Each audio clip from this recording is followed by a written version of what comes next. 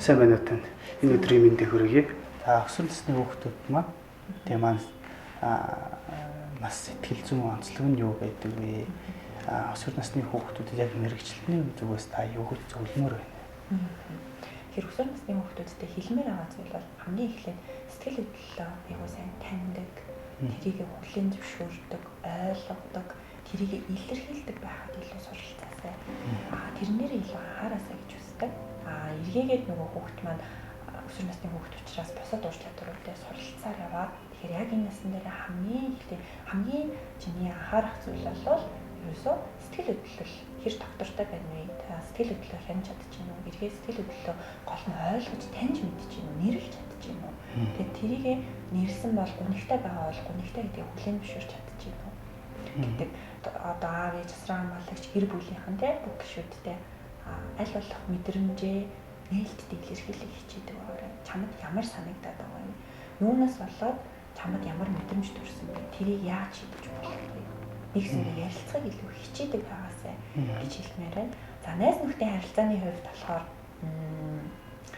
сайн нийцтэй болно гэдэг тодорхой хэмжээнд хугацаа ордог шүү. Бидний яараарай гэж хэлмээр байна. Найз нөхдийн найз нөхдөдөө зөрчилдөж чинь маргалдаж чинь муудалцчлаа гэдэг асуултууд ер нь бол зөндөө ирдэг. Ер нь бол зөрчилдөөн үүснэ. Тэр нь тодорхой хэмжээгээр бэлтгэлтэй байх хэрэгтэй. Тэрийг хэрвээ үүссэн тохиолдолд яаж шийдэх вэ гэдэг шийдэлт илүү төвлөрөөрэй. За нөгөө төгөр магадгүй чиний сайн найз байсан хүн нэг өдөр сайн найз биш болж болно. Эсвэл магадгүй чиний муухай харилцажсэн хүн чиний найз болж болно те. Нэгсэндээ юм болгон өөрчлөгддөг шүү. Тэгэхээр найз нөхдөд хувьд ч гэсэнтэй тодорхой хэмжээний өөрчлөлт. Өнөөдөр чи найзгүй байгаа ч гэсэнтэй дахин найзтай болох боломж байгаа. Тодорхой хэмжээгээр чамаас хичээл зүтгэр шаардна. Нөгөө төгөр бас хугацаа хэрэгтэй байдаг гэж хэлмээр байна. За мөн хүсээгүй бол үгүй гэж хэлж сурдаг байгаарай. Үгүй гэж хэллээгээд чи ямар нэгэн байдлаар муухан болохгүй нөгөө талаар одоо ямар нэгэн зүйл чи алдчихна гэсэн үг юусоо биш. За нөгөө талдаа бас зөв үе ирэхээрээ гэж хэлмээр байна. Зөв үе ирэх гэдэг насандаа тохируулан зөв үе ирэх нь гэдэг өөрөө их чухал байдаг. Тийм ээ чухал ойлголт. За энийг бас аав ээж асран хамгаалагч нараас бас асуугаарай. Нэг кейс байна л та. Энэ кейс нь юу вэ гэхээр бас л өсвөр насны хүүхдүүд өөр сургууль шилжиж очиод тэгээд тухайн одоо ангидаа орсон чинь нэгэд хүүхдүүдтэй найзламар санагдсан шүү дээ. Гэтэл нөгөө найзламар санагдсан хүүхдүүд нэг юм өөр нэг сонирхол нь арай өөр байсан. Тэр хүүхдээс арай өөр нэг хэсэндээ жаахан буруу сонирхолтой байсан ч гэдэг юм уу одоо. Гэтэл тэр хүүхэд өөрөө шинээр очсон учраас найзгүй байсан учраас тэднэртэй найзлах хүссэн. Нөгөө бүлэг найзуудын хувьд гэвэл тэр хүүхдийг бидний үзэж хардаг, бидний сонирхож байгаа, бидний хийдэг зүйлийг дагаж хийхийг хамт тэгжиж бид нартай найз болоо гэж шаардсан. Тэгээ хүүхэд сонирхолгүй байсан ч гэсэн тэр бүлэгт нэгдээд тэгж явж байгаад ингээд яг тэр зүйлээс гэмтэрхт холбогдчихсан юм тохиолдол байгаа. Тэгэхээр энэ зүйлээс яаж өөрийгөө хамгаалах вэ? Яаж урьдчилан сэргийлэх вэ гэж асуумаар байна. Одоо саяны хүүхэд бол тэр эрсдэл юу болж болох вэ гэдгийг үнэлж чадахгүй юм тийм. Тэр талаар мэдээлэл байхгүй.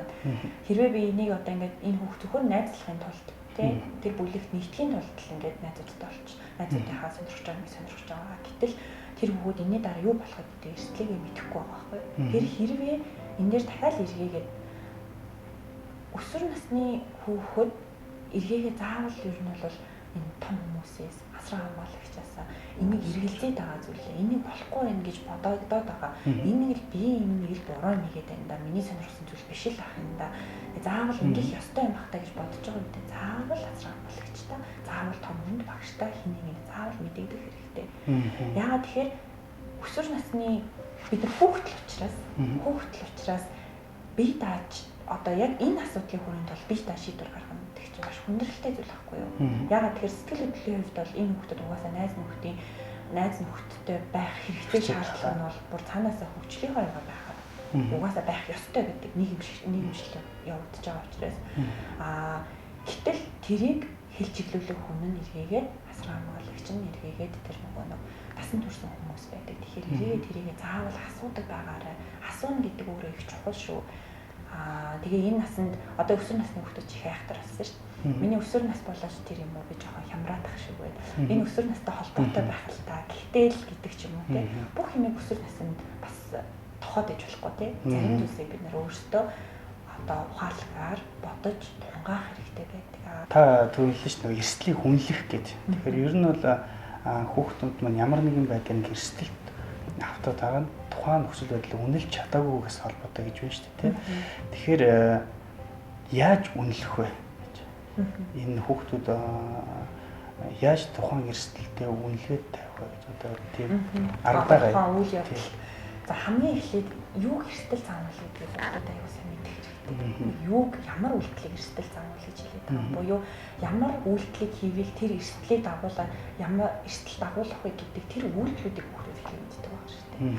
Тэрнийхээ дараагаар тэр үйлдэлийг хийгээд удаан хугацаанд үргэлжилвэл ямар эрсдэлд хүрч болох вэ гэдгийг бас л дахиад мэдээлжүүлэх хэрэгтэй. Эргээгээд эндээс яг нэг хүүхдүүдтэй хэлэхэд бол хүүхдүүдийн хувьд бол энэ буруу, энэ зөв гэж бол ялахад хэцүү шүү дээ. Гэхдээ нэг юм мэдрэмж орж ирдэг. Буруу ч юм хийгээд тах шиг байна, даа ч юм уу те. Тэр тохиолдолд энэ бол заавал асуудаг байл хүүхдүүдийн зүгээс бол. Насан туршидтын зүгээс бол бид нар маш сайн мэдээлжүүлэх хэрэгтэй. Би яг үнэндээ ингээ хүүхдээс эрсдэл зам үйл гэж юу вэ? Яг юу хэлэх вэ? Гэх юм бол хүүхэд за юу гэж хариулах гэж бодож байна. Зарим хүүхд хариулах, зарим хүүхд бараг эрсдэл зам үйл гэж юу болохыг ч мэдэхгүй. Тэгэхээр тэрийг маш сайн мэдээлжүүлэх. Мэдээлэл авсан хүн үнэлж чадна. Хэрвээ тэр хүүхдэд ямар ч мэдээлэл байхгүй бол юуг эрсдэл зам үйлдэл энэ үйлдэл эрсдэлтэй үгүй юу гэдгийг мэдэхгүй хэрнээ мэдэхгүй байж үнэлнэ гэдэг бол өөрөө бас хэцүү. Тэгвэл эхлээд эцэг эхчүүд маань хүүхдүүдтэй эрсдэлтэй гэж бодсон зүйлүүдээ ер нь тайлбарлаж танилцуулж явах шаардлагатай юм шүү дээ. Дараа нь тэр зүйлийг эрсдэлтэй байна уу, эрсдэлгүй байна уу гэдгийг хүүхд өөрөө үнэж сургахад эцэг эхчүүд маань сургах юм. Зөв үү? Нэгсэндээ тэрийг үнэлэх ур чадварыг нь суулгаж өгнө гэсэн. Одоо шинэ энэ нь эрсдэл, энэ буруу бити биш. Энэ тохиолдолд чи яаж хүмүүст үгүй гэж хэлэх юм, яаж арай өөрөөр харилцах юм, тэ чамайг уруу татгах байгаа бол тэрэнд чи яаж тэ хариу үйлдэл үзүүлэх юм гэдэг тэр чинь өөрөө ур чадвараар бий болж байгаа. Тэгэхээр тэр ур чадварыг л бид нэр хүүхдтэй соолгож өгөх буюу нөгөө нийгмийн ур чадвар, нөгөө амьдрах ур чадвар гэдэг байгаа зүйлийг л бид нэр хүүхдтэй зааж сургах гэдэг. Суралцуулах нэгсэндээ сургах гэхээсээ илүү тэр хүүхэд өөрөө тэрэнд суралцах. Тэнгүүд суралцуулахын тулд бид нар юу хийх хэрэгтэй гэж чиглүүлэх хэрэгтэй. За ойлгомжтой. Баярлалаа танд. За баярлалаа.